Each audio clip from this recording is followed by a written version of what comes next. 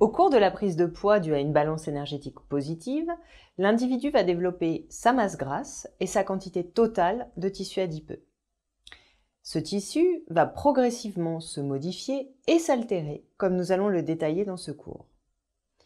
Ces altérations sont en partie responsables du développement des pathologies liées à l'obésité et permettent aussi d'expliquer en partie la difficulté de certains patients à perdre du poids lorsque l'obésité s'est chronicisée. Les premières modifications induites par la prise de poids sont les suivantes.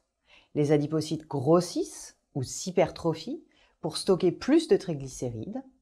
Et lorsque la taille maximale d'un adipocyte est atteinte, des précurseurs présents dans le tissu peuvent se transformer en véritables adipocytes matures, à leur tour capables de stocker des triglycérides.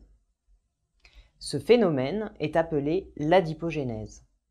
Comme le montrent ces coupes histologiques de tissu adipeux, prises chez des individus de corpulence normale ou obèse, les adipocytes sont plus gros chez ces derniers.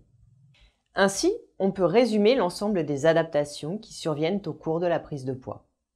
Dans un contexte de prédisposition génétique, quand la balance énergétique devient positive, c'est-à-dire une augmentation des apports par rapport aux dépenses, l'individu va augmenter sa masse grasse, son tissu adipeux s'hypertrophie et peut même débuter un phénomène d'adipogénèse, c'est-à-dire le recrutement de nouveaux adipocytes. Ces modifications tissulaires expliquent alors l'entrée dans l'obésité et la difficulté à perdre du poids durablement.